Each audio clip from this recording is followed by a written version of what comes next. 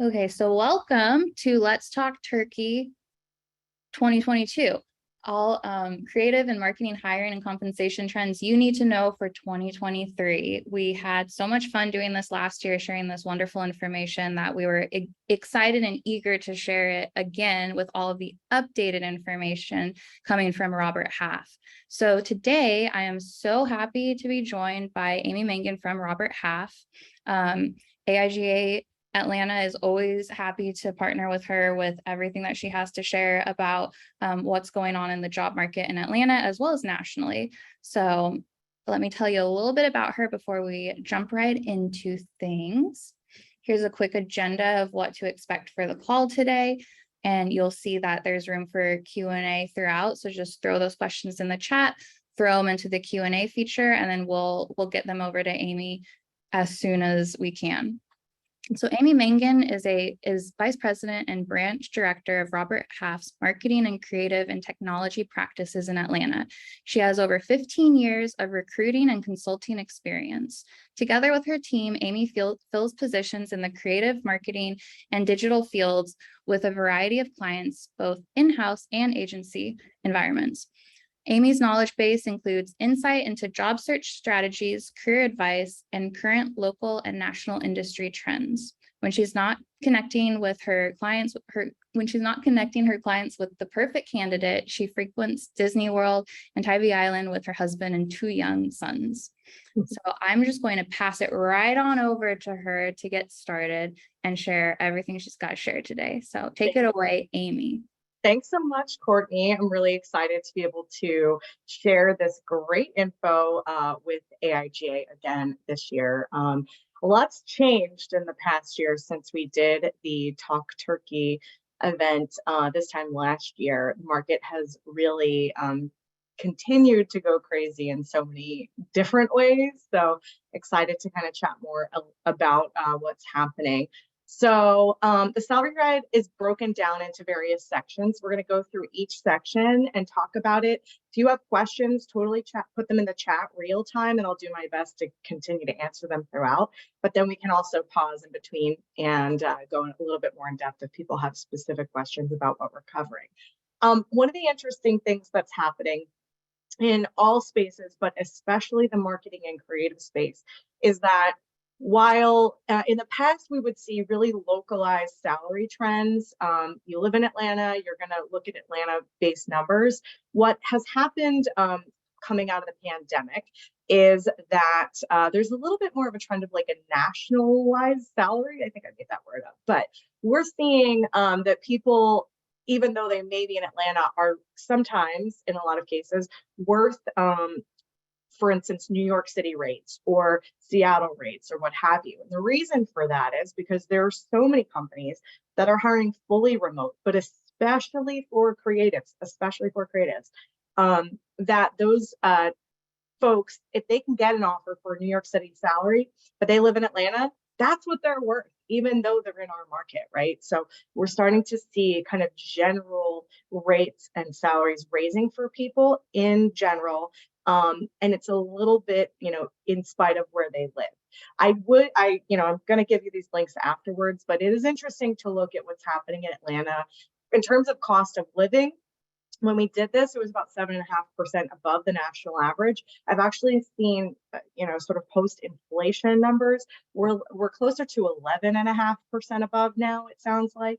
So these numbers may be a little bit off, and I wouldn't take the salary numbers as written in stone because of what I said, right? So I'm definitely encouraging clients to put in New York and other West Coast cities to get a sense of sort of what's happening with salaries.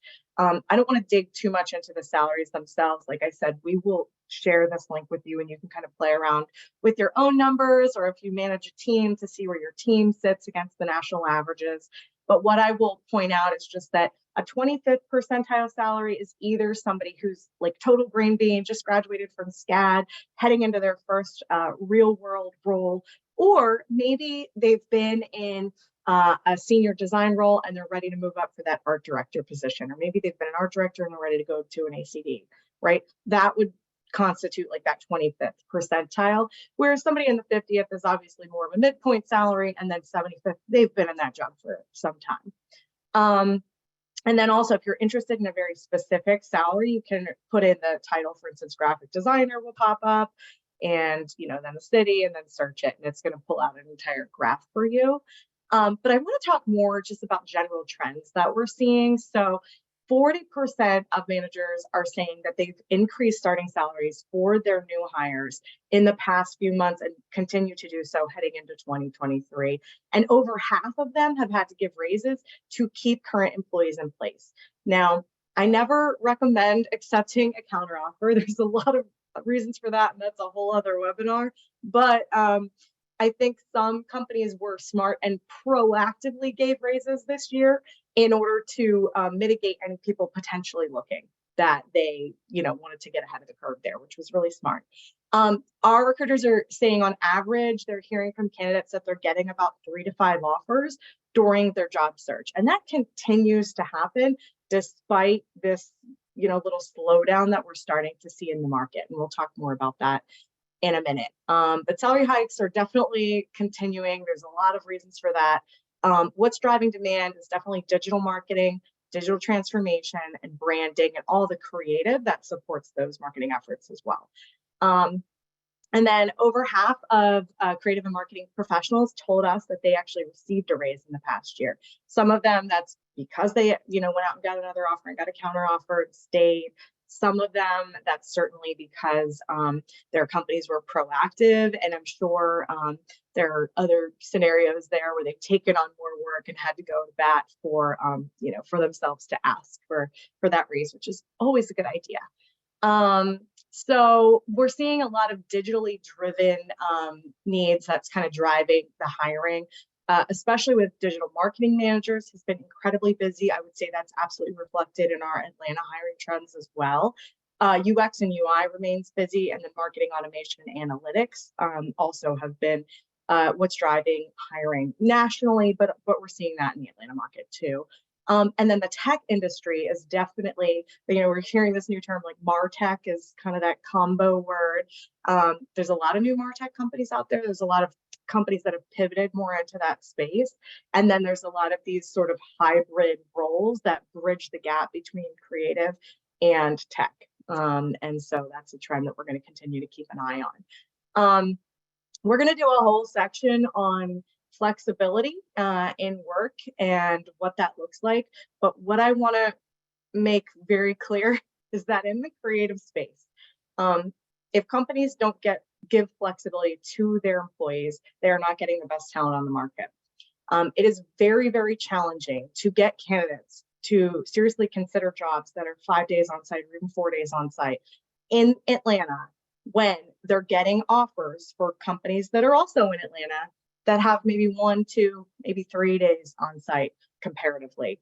And there's still companies in other cities and markets that are very aggressively targeting Atlanta-based talent for 100% remote roles. And I'm not saying everyone wants a 100% remote role. In fact, we've seen sort of a sway back to people more preferring hybrid, which we can talk about. But at the end of the day, if you are inflexible and it's 5 days on site or 4 days on site, there's a real tipping point with creative talent of what they are willing to consider seriously.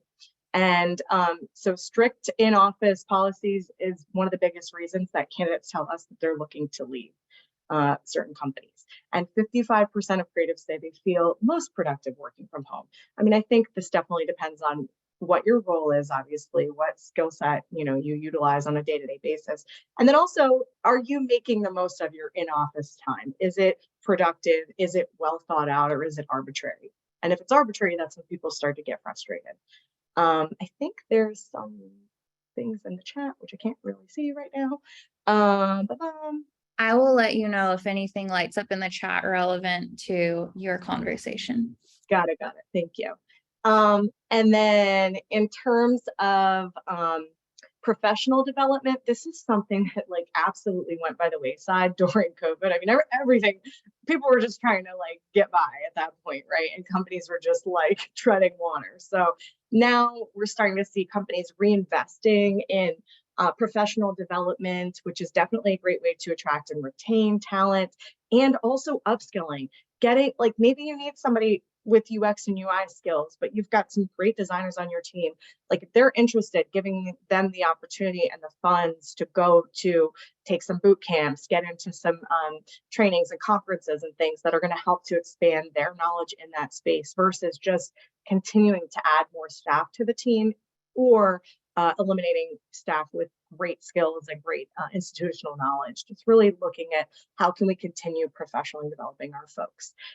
So 61% of employees say they are seeing an opportunity to advance with their current employer. And that is really good news, because I think a lot of companies got away from that over the course of the pandemic.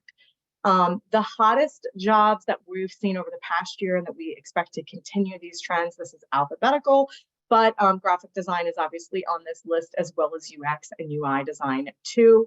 And then lots of other digital roles supporting that digital marketing space that we've been talking about a lot. Web content continues to be hot. I'm surprised video is not on here, to be honest. I don't know if maybe they just didn't break it out, but we have continued to see so many requests for video, videographers, video editors, producers, all of it. And then these are the industries that have continued to remain pretty healthy, although it will be interesting to see how that changes as the market continues to change in certain areas. So business services, e-com, healthcare, professional services, real estate, retail, and technology.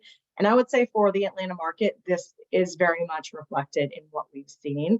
A small trend in the past maybe few months, if not more recently, it seems that small agencies, like I'm talking under 25 employees, have gotten very busy. They've gotten really, really busy, a lot of work going to those small agencies, and they are leveraging us to really staff up quickly to be able to meet their business demands there. So I'm going to pause right here and see if there are any questions or anything. So somebody said, is there a way to find these smaller agencies and apply? So yes, absolutely. I would say there's definitely like lists online you can look up. You could do some LinkedIn searching of maybe agencies in Atlanta and kind of do a little bit of research there. I think a lot of times those teams do have a small kind of core staff, and then they use a pool of freelancers that they'll use to kind of scale to the demands of the business. So yeah. And a few people are mentioning that they are freelancers locally and looking for work. I mean, absolutely, go ahead and connect with me on LinkedIn, send me a little message. I'm not a recruiter myself, but I will get you hooked up with one. So cool. I think there was a Q&A question. Oh. So if you're a remote first worker in the office only once or twice a week, what is the best type of plant to keep alive in your office? Oh, that's very funny, John. You got some I have an answer for you. It's a succulent. You just want them to just breathe air, and that's all they need. All right, cool. Moving on to the next section, which is going to talk more about national trends. So let me hop over there, do a little screen share. Perfect. Okay, guys. So national trends. Oh, Amy, real quick, yeah. We have one other question about layoffs, affecting creatives. Is that something that you're going to touch on in a future section, or is that relevant to now? You know what? Let's talk about it, because I think it's on everyone's mind right now, especially in the past week. I feel like the LinkedIn feed has been ablaze with, I've been laid off, me too, oh, I've been laid off, right? And that is a scary time for anyone, a scary time for creatives. What we're seeing is kind of two things happening. One, unemployment rates for college degree workers over the age of 25 remain incredibly, historically low, like 1.9% low. And that's most recent data from, I think, September. The new data for October will come out in about a week and a half. So we'll see what happens with the October numbers when we get it.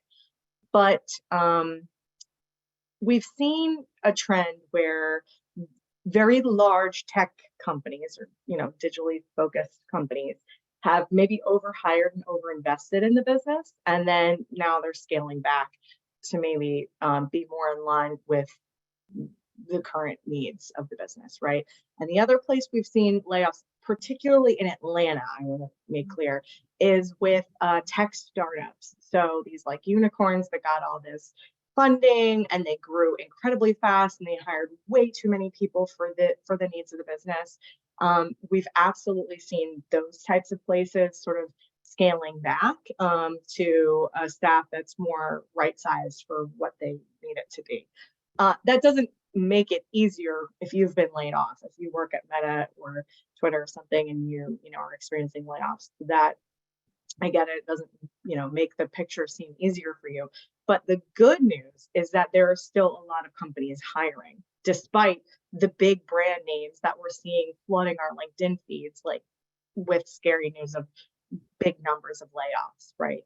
So not only is the unemployment rate very, very low still, if you look at the Atlanta unemployment rate, it's 2.5%. So that's very low. And basically, just so you guys know, anything below about 4.5% is considered full employment.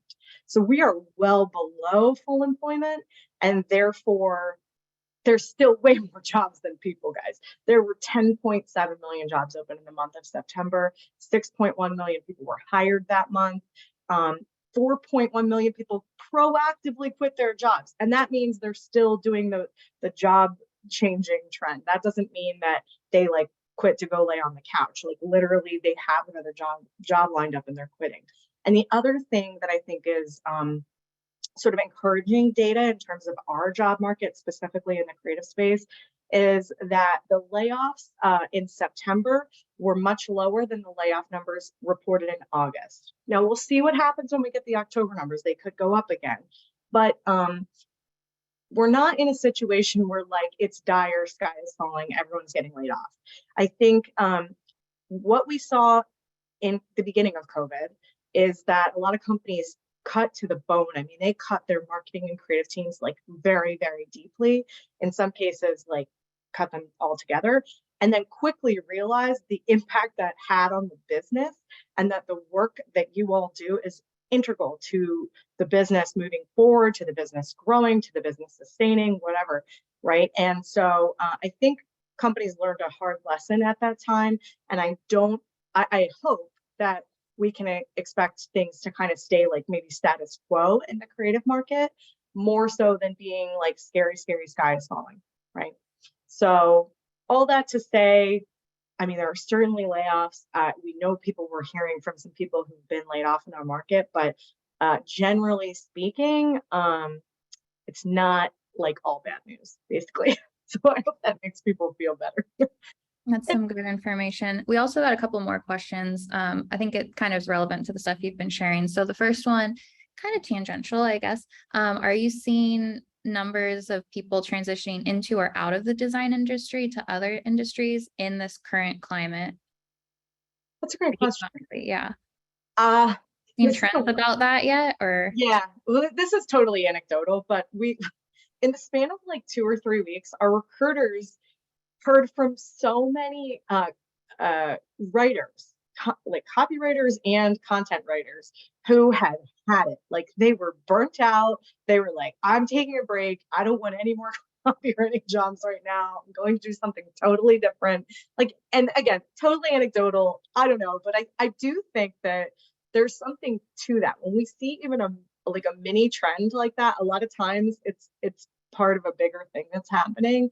I haven't heard it as much from design focused creatives, but I do think that burnout continues.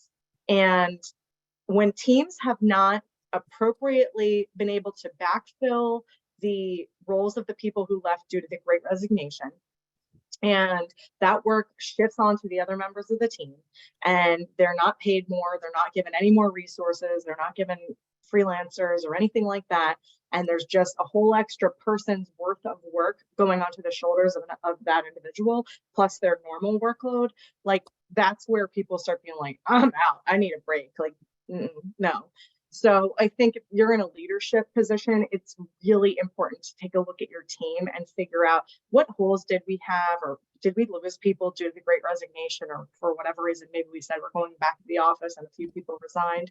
Like, look at those holes. And just because you've been getting by in this interim period doesn't mean you should say that's good enough and will continue, because there's a good chance that the people on your team are getting to a burnout point, or there will be some inflection point where people will just be like, I can't take it. So I hope that kind of answers the question. I haven't heard like a lot of people leaving creative.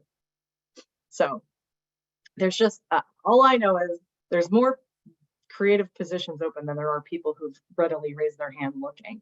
And the other thing is when there's a lot of recessionary talk in the market, one thing that we'll often see is people who were previously maybe open to freelancing, or were willing to go from contract, like long-term contract to long-term contract. A lot of times those people sort of hold up and take a full-time job and leave the market from a freelancing perspective. So what will often happen is the pool of qualified, talented freelancers in Atlanta will shrink because those people took perm roles. And then what starts to happen is companies start calling their go-to freelancers and they're like, I'm not available. I'm working full time. I'm not available, not available. So then that sort of creates where's all the freelancers? Well, the good news is in this day and age, hopefully, teams are more flexible with utilizing folks who are outside of their market, and it allows us and other recruiters to fill jobs more quickly, utilizing everyone who's talented in the US versus just a small section of people from the Atlanta market. Cool. Well, I feel like the next question could flow right into the national hiring trends. Yeah. Again, it's more questions about salary ranges, like when it seems it's lower than the local and national trends, and like how you approach that. That might be a little niche, and we could put a pinpoint in it for a little bit later to follow up on. Up to you. Yeah, I mean, I think if it's about what you're being paid and you're concerned that it's below the national average or the Atlanta average, I would say that we're going to send these links out. I'm not saying that what's here is, the Bible or anything, but it is not a bad idea to take this information as well as doing additional research online and sharing that with leadership to maybe see if you can get a raise or right size for the work that you've been doing. So come with data. Yeah, come with data. Exactly. Don't just be like, I want a raise because I said so. I watched a webinar and they said I'm worth more. Like, don't blame me. All right. I do want to help get you a raise though. Okay, so we're going to talk about national trends. Some of this is a little bit similar to what we talked about in the marketing and creative side specifically, but 82% of managers nationally in all lines of business have had to give raises due to employees who've expressed salary concerns. Salaries continue to go up. Inflation is a part of that, but it's not the only thing causing it. And so again, if you're going to go ask for a raise, which I totally encourage you to, and especially if you haven't gotten one in a while or like since COVID or something, come with your data, like have your reasoning. If you want to talk more about that, that's something I can certainly give you some pointers and talk more about in depth privately. But the rise in starting salaries is causing a pay compression. So if you're not familiar with the term pay compression, essentially it's a company will come to us and say, hey, we need you to fill a graphic design role. We'll be like, great, what salary, range are we looking at? And they'll say something lower than the market rate. And we'll be like, well, we should really look at X instead, based on what we're seeing with other clients in the market. And they're like, well, we can't pay that because so-and-so has been here for 5 years and they make less than that. And we're like, okay, go give that person a raise first off. Make sure that they are paid what they're worth to the market. And then we need to also bring somebody in who's like maybe a little below that, but pay them fairly for the market, or you're never going to fill the job, right? And that's one of the reasons when we talk about people maybe leaving the industry or getting burnt out or being frustrated. That's one of the reasons a lot of companies weren't able to fill their roles once people left due to the great reshuffling or resignation or whatever you want to call it, right? Is because they weren't willing to right size their current employee salaries. And in really not great scenarios, we've seen it where companies will just be like, well, okay, we'll just keep that person where they are, and then you guys fill the job at a higher salary range. People talk, and especially in a day and age where we're really trying to push forward greater pay equity, like it is way less taboo to talk about salaries. What are you being paid? What range are you in, et cetera. And I think that companies that try to hide that information from their employees are going to get a bad rap down the road because of it. So just FYI. So anyway, be careful of pay compression, pay the people who've been there what they're worth so they don't leave. And then also you might have to right size your salaries for where the market stands today. I think this piece is particularly interesting. So 40% of managers say they base salaries on the employee's location when it's a remote job, and about 30% say they use the company's location. That's the inverse of what I've anecdotally seen with hiring, but I just think it's interesting data. And this is not specific to creative marketing. So maybe this is like, I don't know, finance managers or something also. And so when we're looking at what companies are offering to attract top talent, higher starting salaries is the number one thing, followed by signing bonuses, which are pretty much expected nowadays. I mean, pretty much every candidate's like, and what's the signing bonus with that? Like they want to know. Flexible work options is huge, as well as, fully remote people. So we're thinking about the Atlanta market. You might be able to get a really great designer with awesome like agency brand experience and everything, but they sit in Charlotte. Maybe they only come down once a quarter and you give them a hotel room for overnight, right? Like something like that, where companies are being more creative with getting the right talent, and that person's cost of living is a little bit lower, and they can afford to, make that commute down once a quarter or whatever. Like, I think companies are definitely getting a little bit more flexible in order to attract top talent. As I mentioned, quit rates remain incredibly high. So 4.1 million people quit their jobs in the month of September. That's bonkers. I think it's expected to be like as high, if not maybe higher, in the month of October. We'll see. And that is what's happening. So that's a big part of it. Retention is challenging. It remains challenging. So over half of hiring managers told us that the quits at their company have increased, and almost 80% are concerned it will continue. I think this is the time of year where people, if they're going to leave for another full-time job, they're doing it like right now. And then we see the market contract or just kind of go quiet a little bit over the holidays, because people are waiting for their annual bonuses in January or February, and things just kind of get quiet a little bit with moving jobs. And then all of a sudden it'll pick back up. But I don't know, this has been a weird year altogether. So maybe that'll be different. But companies are increasing compensation, increasing recognition efforts, as well as allowing more remote work options in order to retain their talent. So the one that stands out to me, though, is the increasing recognition. That's something that went by the wayside with COVID, just like looking at how to upskill your folks or giving them more opportunities internally. This is something where a lot of companies have reached out, like, what are you guys doing? What's happening? And I think it's sometimes just a little care package, or even an email thanking someone for the hard work they've done, or that, a project that they were involved in went off without a hitch or whatever. Like, that goes a long way. And when companies do that well, I think it speaks volumes just about the employee experience, generally speaking. And so in terms of remote work, we're going to have a whole other section on this in a second, but basically 60% of employees work on a fully remote or hybrid basis. Now, to me, hybrid is like 3 days or less. If we're talking you're on site 4 or 5 days, to me, that's basically you're working on site. Especially in Atlanta. I keep going back to that. There's a big difference between the traffic in Charlotte or Raleigh and Atlanta, right? It's not the same. Given a 5-day work week, employees say they want to work from home an average of 3 days or more. So that's kind of the tipping point where, when we're calling candidates about a new job that we're trying to fill for one of our clients, if it's 3 days or more remote, they're like, yeah, tell me more. Let's talk about it. Cool. Even if they live in Duluth and the job's in Marietta, like they're like, I can do that for 2 days. That's fine. But So when it's 3 days or more, then it starts to get a little hairy, and people are like, I don't even want to, nope, I don't even want to interview. Don't submit me. I'm not interested. So that's an interesting factoid. So this number has changed actually, and we got new data. So 60% of companies are hiring contractors through end of year now. I think some of that has to do with a little bit of the uncertainty in the market. They're sort of waiting to see what happens with their Q4 financials, and they still have work to do. There's still a lot of project work to be done, and so that's where freelancers, can come in. But like I said, a lot of times clients are calling their go-to pool of freelancers, and they're like, I took a full-time job. So then they need help finding freelancers.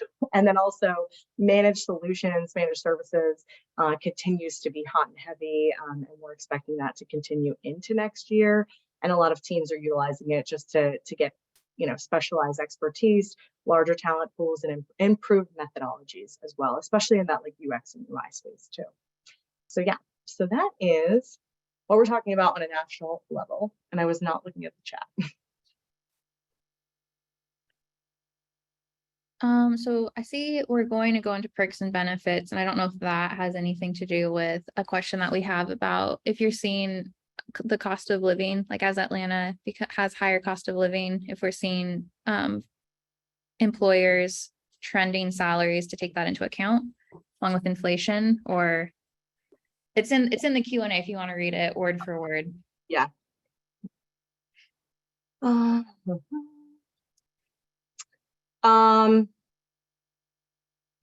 I don't know if I'm going to answer this correctly, Justin, but hi, by the way. I have seen that when we present, I can only speak from Atlanta out, not, the other way around. When we have clients who have fully remote contract roles, I'm dealing with it with a big retail client right now. And they've really specialized jobs that it's much easier to find this talent in New York, in San Francisco, et cetera. We're tapping into our national recruiting pool with all of our other Robert Half teams throughout the country. And they're like, oh, great, I have a few people from that. And then we call them and get them vetted for the role. If I call out the fact that that person lives and sits in the New York market or West Coast or something, and the hourly rate is much higher than an Atlanta-based candidate, they are okay with that. I also try to get people who are based in Atlanta around the same level rate, right? Because if they're willing to pay that for somebody out there, why wouldn't they pay it for somebody here? But at the same time, I think there's still a little bit of like, just, I don't know, an anchor on the client's brain of like, well, it doesn't cost that much to live here compared to there. So I don't know if I fully answered your question, but I do think companies are willing to pay more for talent that's not in their market. But I also don't think there's anything wrong with trying to price yourself as if you did sit in other markets, because you could get jobs there. Cool. So, yeah. And as you were, in the chat, as you were talking about salaries, making sure that you're right, you're having the right salary in your role and what's market appropriate. It's a specific question for you all at Robert Half, like do you all negotiate that on behalf of your contracts, or should your candidates, should they be negotiating this? No, yeah. So we at Robert Half, we handle all the money stuff with the candidates, right? So Beth, hello, thanks for joining. Please talk to your recruiter. What we'll do then is, based on what our conversation with you is, go back to the client and get approvals there. And this time of year is a great time to do that, because a lot of companies are planning and budgeting heading into next year. So we may not always be able to get you the raise today, but we can get it to institute in January if it's an ongoing contract, for instance. So something to talk about now. And that goes for kind of everybody, especially if you're in a full-time role and you feel you're not being paid fairly, or your workload has changed and you really want to make sure that your salary changes with it. Get your ducks in a row, get your data, get your reasoning, get all of it, plan a one-on-one with your management, and go and ask for the raise, right? And then if they're not willing to give it to you, and you go looking for a job, and then you get an offer and you go to put notice in, and they go, oh, wait, here's more money, or here's that title, or whatever. Just remember that no amount of money is worth the fact that they didn't think you were worth it previously when you asked and had all of your data there. And just going back to counteroffers for 1 second, because they make me so sad, is that it's something like 60% of people are not there in 3 to 6 months after accepting a counteroffer. Is it because they left? Sometimes, but a lot of times it's because the company gave them the counteroffer as band-aid to the situation and then went and did a confidential search, backfilled the role, and then they're like, bye, right? So counteroffers are no bueno. Please don't take them. Please don't offer them either. Let people go. It's okay. Cool. Anything else from that section? I think we're good. All right, moving right along, we're going to talk about flexible work, which is like, I think the thing that I get the most questions about on a consistent basis. So it's kind of like required. Please don't not allow it, because it makes filling your jobs incredibly difficult. It makes retaining talent incredibly difficult. It is so 41% of senior managers say they've had people quit rather than return to the office full time. Now, that's going from 0 days like during COVID to 5 days a week on site. I mean, that's yes. And there's a lot of turnover that we saw as a result of that. And there are some big box brand name companies in Atlanta, you guys can probably guess, who drew a hard line in the sand, and they saw a lot of fallout in terms of employees rapidly leaving their organization after trying to really push people to change their lifestyle that they've gotten comfortable with over the past few years. And to the point where we actually saw some of these organizations saying, well, okay, maybe we'll roll that back a little bit, and kind of going in the opposite direction and getting a little bit more flexible again. The other thing is, I think too, especially in that creative and digital space, so many people are able to do their jobs completely, like cohesively, remotely. And so then they're just like, well, why would I add 2.5 hours of commute time to my day to go do the same thing I'm doing here or whatever, right? So I think people want to know that there's a reasoning behind it. They don't want it to be arbitrary. They want camaraderie. They want team building. They want group brainstorming sessions, all the fun, good stuff of working together in a hybrid environment. They want that, and they don't want the BS of just being a butt in a seat because I said so, right?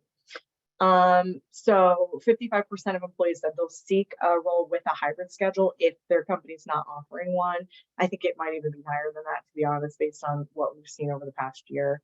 And from a recruiting perspective, 74% of hiring managers said that their department is offering, remote work options.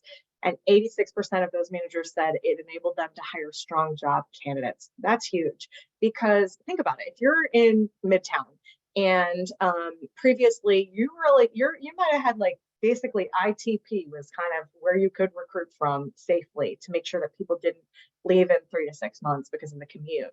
You now have expanded to the entire Atlanta metro if you only need them to come on site once or twice a week, right? You have access to candidates who live in Alpharetta now, and that's a reasonable commute for them once or twice a week, and they're going to stick and they're going to stay. So it definitely helps in terms of leveraging a larger candidate pool, which is also mentioned down here. Work-life balance is better, morale is better, and retention certainly is better as well. Something kind of skipping ahead a little bit in the interest of time that I definitely want to point out is that senior managers are saying that, so 64% of them are saying that they can see their company moving to a 4-day work week in the next 5 years. And over half of them would support a 4-day work week now if it was 4 10s. So that's really interesting data, I feel like. And then it goes on to say that about half of employees said they prefer a 4-day work week. To me, like, what, are you crazy? Like, I think that number should be 100%, although I realize not everyone can work 4 10-hour days. Although I'm sure there's probably a lot of creatives out there who are like, I work 5 10-hour days now. How can I fit that extra 10 hours into my week, kind of thing. And that may mean that we need to hire. I just saw an article, I think it was on LinkedIn, about a Chick-fil-A that's going to like a truncated schedule, and their hiring's been going amazing because of it. And so they just have like 2 shifts, like one shift works these couple of days and the other shift works those couple of days. So I think that's interesting and something we might continue to see more of, which could certainly help with some of the personal issues people are running into, especially this time of year, like childcare and schools closing because of illness and things like that. I mean, it definitely makes an impact on people's day-to-day lives to have 5 days to make it happen. 59% of managers said the most impactful way to build employee engagement is through prioritizing the staff's professional growth and career goals. And we're just seeing that flexible and remote work options is something that candidates look for to kind of as a litmus test to company culture. Again, is it because I said so, or is it because there's purpose and there's reason for it and it's useful and it's effective time spent together in the office? And I will say, I think I mentioned it, but like we've definitely seen people who took full-time 100% remote roles over the past few years, like maybe the companies in California or in Chicago or something. And they're starting to now say, you know what, I really would prefer to work for a company that's based in Atlanta because I miss having a team and I miss like having some team building events or like on-site meetings and things. But at the same time, they don't want to just have to go to an office 5 days a week. So as an employer in Atlanta, you definitely have an advantage for Atlanta-based talent.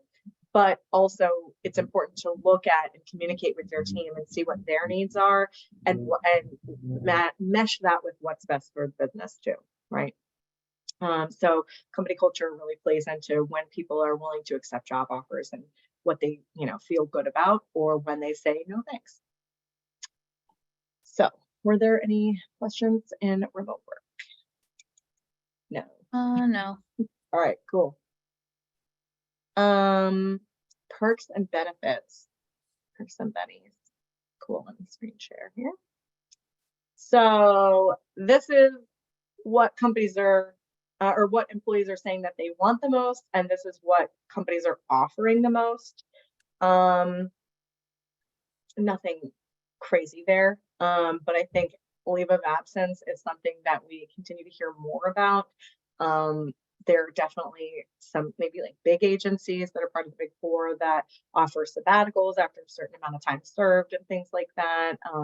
Something we hear more about, but not all companies are offering it. That's certainly for sure.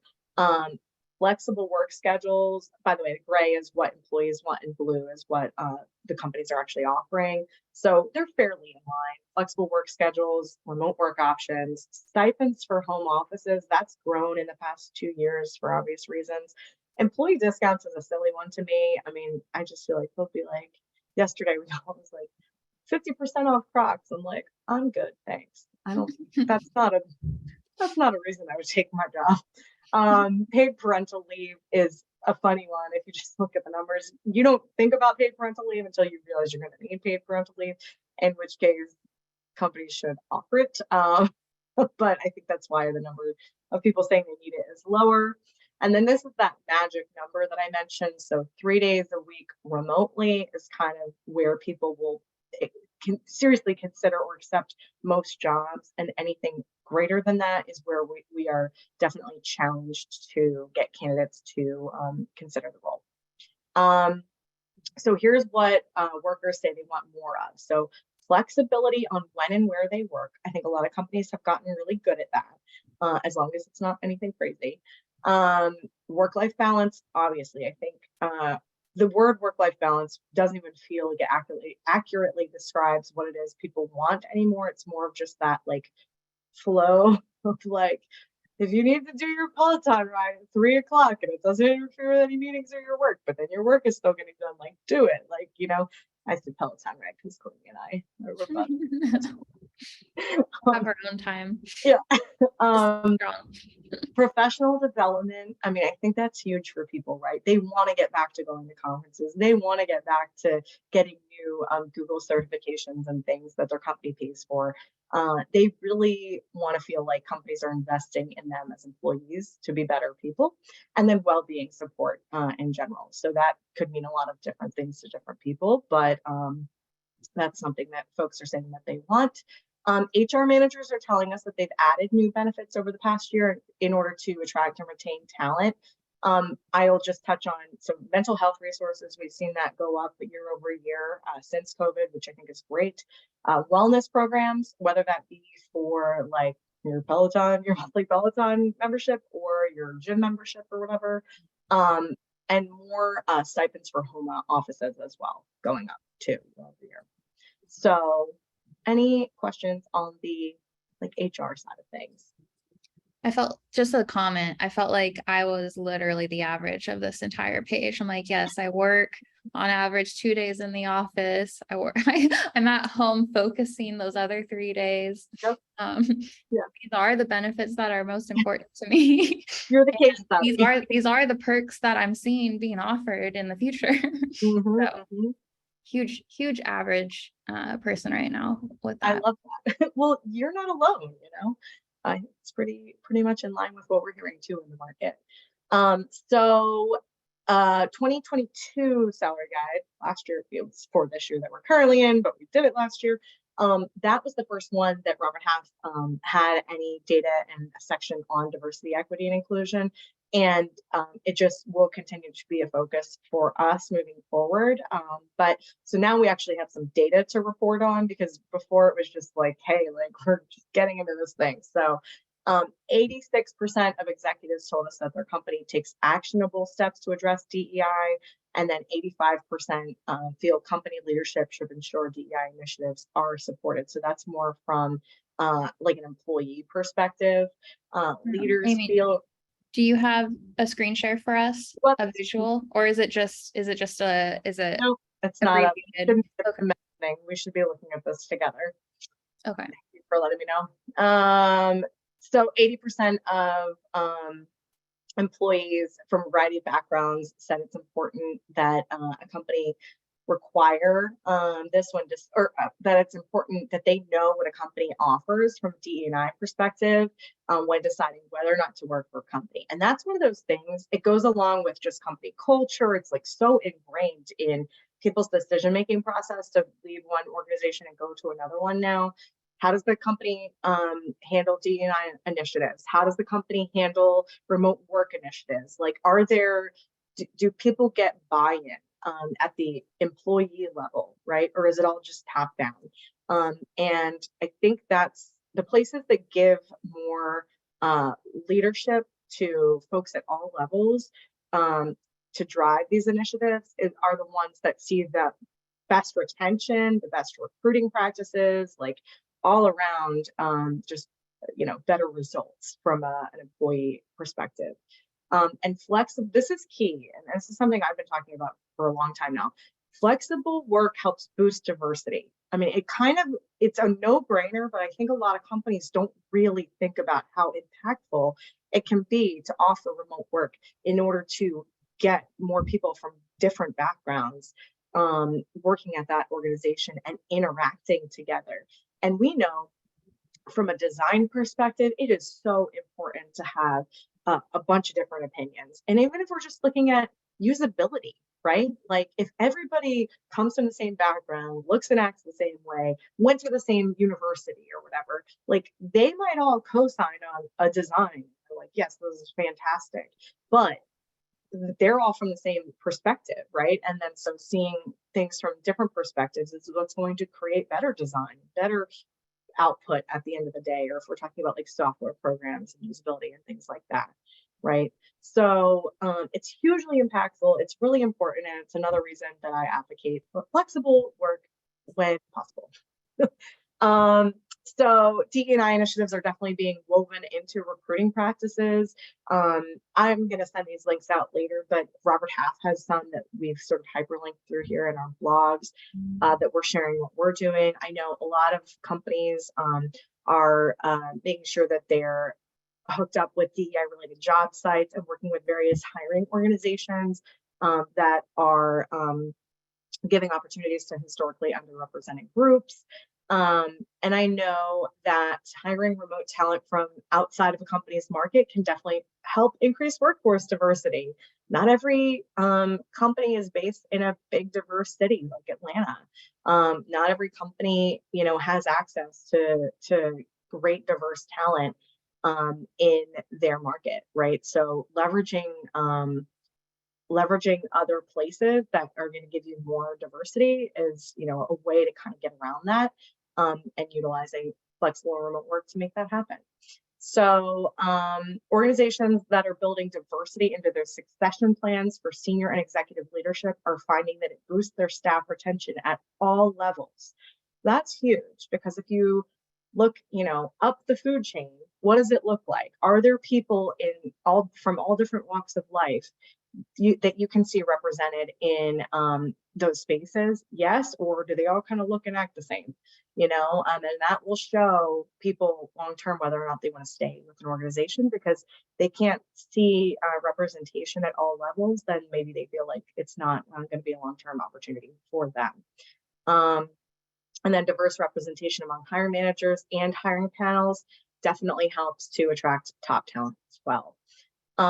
So our recruiters are saying that when leadership has buy-in and is integral in implementing DEI initiatives, that helps.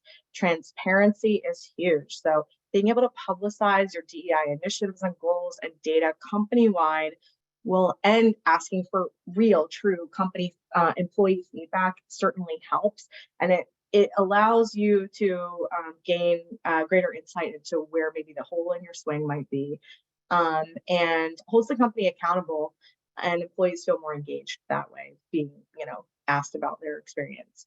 Accountability in general, so just setting benchmarks and collecting that data and then reporting back on that data.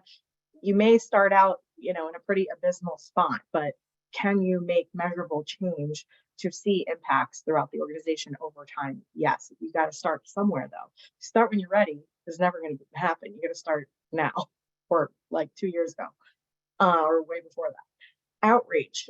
So DE&I initiatives should not be limited to the workplace. So definitely strengthening partnerships with diversity organizations. So for instance, there's various groups that are going to support your ability to recruit from and have relationships with all people from all walks of life, making sure that those groups, that you've got those relationships now, and then encouraging volunteerism to, have outreach to underrepresented groups additionally too. One big thing we do here, it's not listed, but I will mention, we have a lot of employee resource groups. I think you mentioned that you have them as well. I think a lot of big companies have them. And it's a great way to make sure that folks are definitely getting a chance to work together and interact in ways that they would not probably previously have had the ability to do so. Yeah. Yay. Yeah. I feel like I've learned so much. And it's been fun to see how it's changed from last year, and how we saw those trends that started during the pandemic and how they're having lasting effects. I have been hearing a lot of buzzwords over the last several months. And for example, the term quiet quitting. Talk to us about this hot trend. What's going on here? I think it's a really bad term that caught on for something that's a healthy thing that's happening post pandemic. So quiet quitting, the term came from a TikTok trend apparently.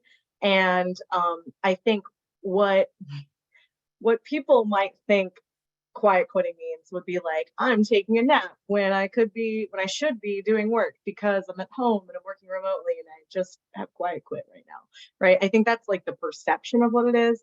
But what it actually is people setting boundaries and communicating to leadership what their personal needs are, or what their needs as a employee are, and being a little bit more proactive and taking a more proactive stance in what works for them and what doesn't. And I don't think there's anything wrong with that. I think it's a good thing. I think it will create better rapport with your employees. I think it'll create better retention. People will speak more highly of your company, which means your recruiting efforts will be easier. It's all around not a bad thing, but it's a really bad term for what that means. So it means boundaries, healthy work-life boundaries, which I think we've all learned during the pandemic that those are very important for our state of being. So that makes sense. We have, I guess this is kind of a high level question that we had in the chat. You were mentioning that there's a really huge demand for UI UX designers out in the world at the moment. any words of wisdom for really making sure that you're standing out in that sea of folks who are looking for all of those roles, all those remote jobs, everyone hiring? Yeah, I feel that, and I'm sorry that you're experiencing that. I've definitely seen it. I think a couple things that can help you stand out is if you're able to get some internship experience.